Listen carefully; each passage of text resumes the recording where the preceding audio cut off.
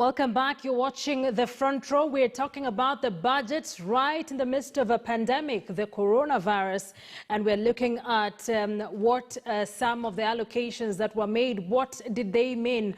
What's in the bigger picture? What does it mean for us? The economic stimulus package by the government that experts are now saying will not mean much for the ordinary Kenyan. My panelists, once again, Dr. David Ndii, an economist. We have Mr. Bill Okero, former Senator Mandera, former chairperson of the Senate Finance Committee, as well as Rose Mwaura, who is the chairperson of ISPAC, which is joining us, of course, as the national chairperson of ISPAC. So thank you very much for staying with us. We're on to the last quarter of the program tonight. Remember, you can join us by sending in your questions and your views. Tweet us at Akisa Wandera, at KTN is KE. The hashtag to use is the Front Row. You can as well send your questions on slido.com. The hashtag there as well is the Front Row, and the Zoom details will be put on your screen if you want to join us by way of Zoom. Before we went on a break, a lot of conversation and submissions on the debt, our debt management, what should be in our debt strategy. Back on matters COVID-19, all panelists now seem to agree that perhaps this should have been a COVID-19 budget where we direct or channel most of our funds towards that. We didn't see that happening. So to you, Rose, being the national chairperson of ISPAC and constantly advising the government on some of the measures to put in place, that the budget is already out, that we've already seen the allocations, and to where we are told that COVID-19 is something we would have to learn to live with. In short, we'll have to adapt. So what then do we do in terms of mitigating the already ongoing effects that we are feeling? What can we do differently?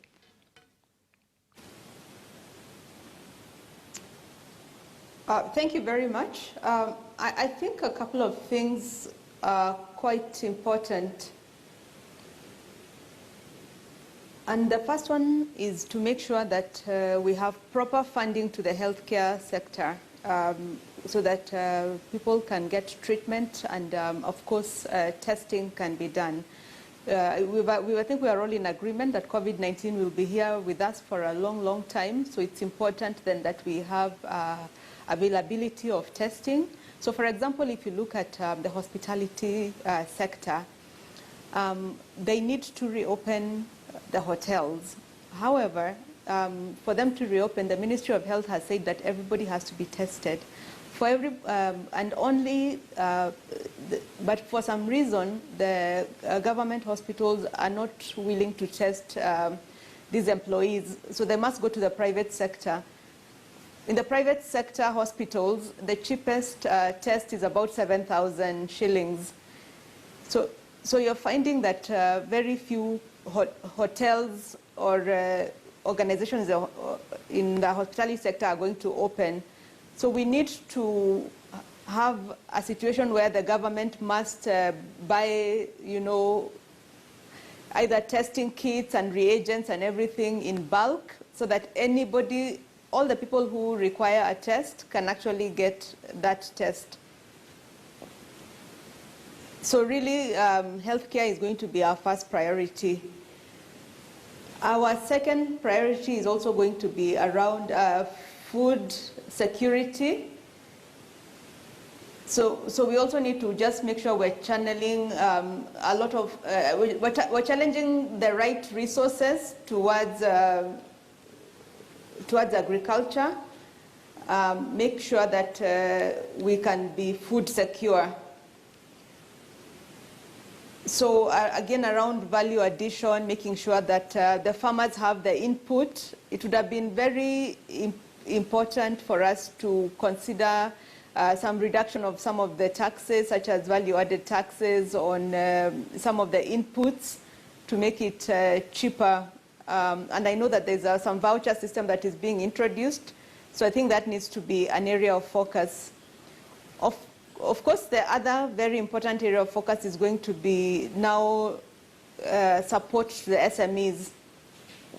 I believe that the government can actually work with a lot of the banks because they have a lot of cash and come up with some credit guarantee scheme to allow this money to be used to support SMEs, so that SMEs can then either re-employ or can go into production and so forth. Because without SMEs, coming back up, opening up and re-employing people and production, we are really not going to be able to restart the economy as it is today. So those would be my 3 areas of focus as we look at this area. Mr. Cairo, as you talk to us about that, the other day in a conversation with, once again, ANC party leader Musalia Mudavadi, he mentioned that yes, we have an expansive budget, one that he called or termed as overambitious. But he also said that one of the things that the CS failed to factor in is the political environment. Does it present a situation where it will be easier to implement this budget and some of the projects that the government is involved in currently? I'd like you to speak to that. How important then would be the political environment? Especially now, we're already seeing it, and we're right in the middle of a pandemic. How do we go? Where do we go from here? You know, budgeting, Wandera, is a political process. One of the things that I did not expect, frankly, to hear in this budget was the use of words like legacy, and big fours and those things. I thought these are extraordinary times. In the whole world, globally, we have never seen something like this. Millions of people in this country have lost their livelihoods, and thousands, and the situation might even get worse. And so we really expected an extraordinary budget that would focus on, as Rose said, some of the issues, addressing health issues, and of course, focusing largely on how to, save livelihoods and help Kenyans. Not legacies, not, my government. I think the challenge you have is ideological, where governments, our governments, time and again, talk about themselves and not about the people. I think governments are elected to represent people. So you should listen. When Kenyans say, for example, from revenue of 1.63 trillion, you want to pay nearly 1 trillion to service debt. That leaves you with less than 600, and you want to borrow another trillion to try and survive. And the whole country is telling you, please cut down on your debt. And to do that, all you need to do is rationalize your government expenditure. For heaven's sake, you don't have to spend all the money that you want to spend because you want to leave a legacy. You need to look at what are Kenyans saying. You need to listen to your people. You need to listen to your electorate. You need to listen. We need government to start listening to people. And I think this is the challenge in the political system. So I don't think really much about implementation. That's our weakest point in this country, whether it's the constitution or the budget. Implementation is a challenge. The minister themselves acknowledged that the single biggest challenge they have in treasury is absorption of funds when it comes to development. This year he budgeted 633 billion for development. He knows very well, and he acknowledged that it's still a major challenge. We rarely spend half of our development budget, especially development funds that are coming from development partners and others.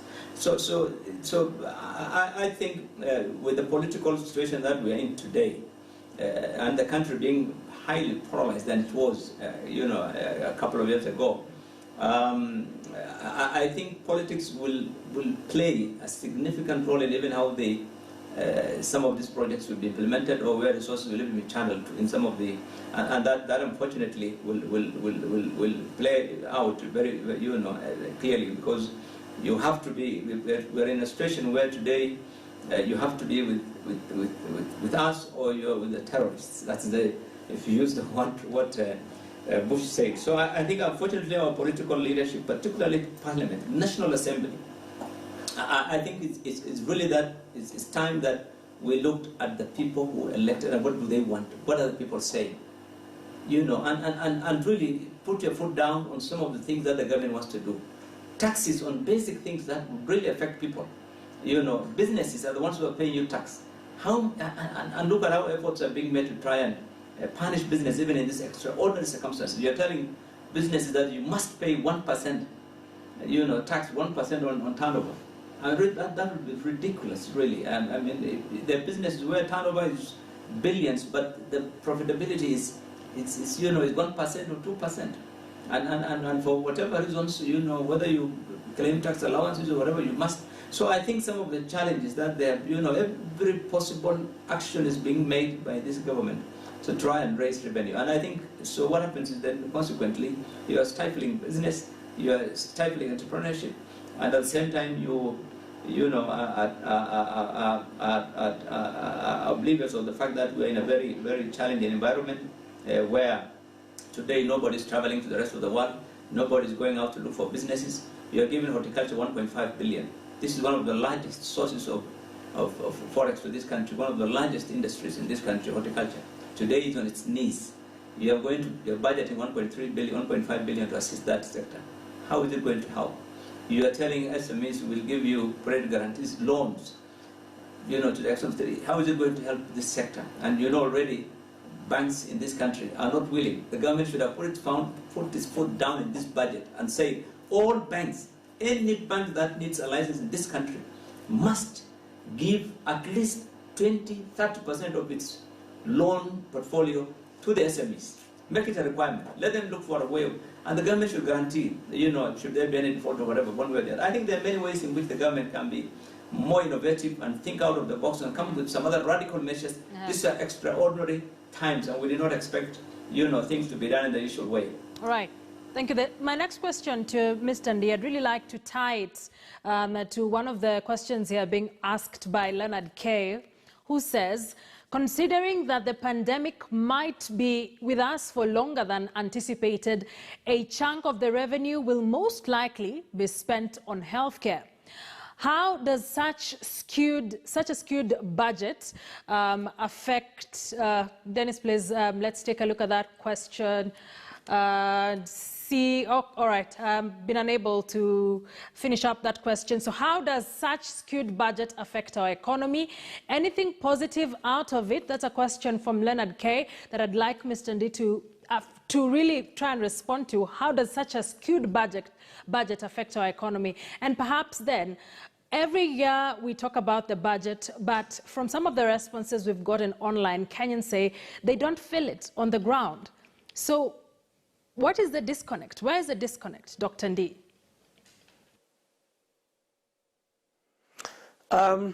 First, I mean, the question of what the reallocation of money to public health, well, the magnitude is not that big as things go, as to have a macroeconomic impact. But ordinarily, even if it was quite significant, as long as in the short run, as long as there is spending in one sector economy, shifting spending between sectors doesn't have such a big effect on the economy in the short run. It may have impact in the long run if you're talking about reallocation between investment and consumption and stuff like that. But basically, reallocations do really have a big effect on the aggregate demand. In terms of impact of Kenya not feeding the budget, they really shouldn't. Because the purpose of the government budget is to provide services. So the question is the government providing services? That's the question that one should ask. What has actually happened and why there is a disconnect? What people are feeling, why the government budget is growing bigger, but people are struggling more, is a different thing. It is because the government has crowded out the private sector. And the government has crowded out the private sector in the economy. So the government is, for instance, in the credit market, the government is now the biggest borrower in the economy. Most of the money, even foreign money, is going into government infrastructure projects, which, as I said, are low return investments. And that is the thing which causes the disconnect that people are feeling. But because generally government, other than service delivery, which is the recurrent budget, government spending should be catalytic on the government capital spending. It should be catalytic, so that government spends on a particular infrastructure or something, and that crowds in private spending, private investment, and that is then what people feel a multiplier effect benefiting them directly. That process is not happening. In fact, it is very perverse. It is getting worse. Now, coming back to the question of COVID-19, the impact of the economy, I think one of the things which is really missing in the COVID-19 and the economic debate impact is the economics of COVID-19. What is the economics of COVID-19 in terms of the policy analysis of what you're dealing with? Now, while people are talking about stimulating the economy, SMEs and all manner of things, the biggest impact, besides the disruption, there is a disruption effect of economic activity because of the social distancing and the lockdown measures and all of that. But the bigger impact is to do with how economic agents respond to risk and uncertainty. Because one of the things that the COVID-19 has created is huge risk and uncertainty. That's gone up quite a bit. So one of the things that that does is that on the private sector side is a collapse of investment. Businesses do not invest. They're not going to invest when the future is so uncertain. So the investment component of GDP, private investment component is basically collapsed. The other one is consumers. Consumers have gone into survival mode. So those people who have not lost their income, even those who have income, are spending only on necessities. So that is actually a much bigger impact than the disruption effect. And that is going to last much longer.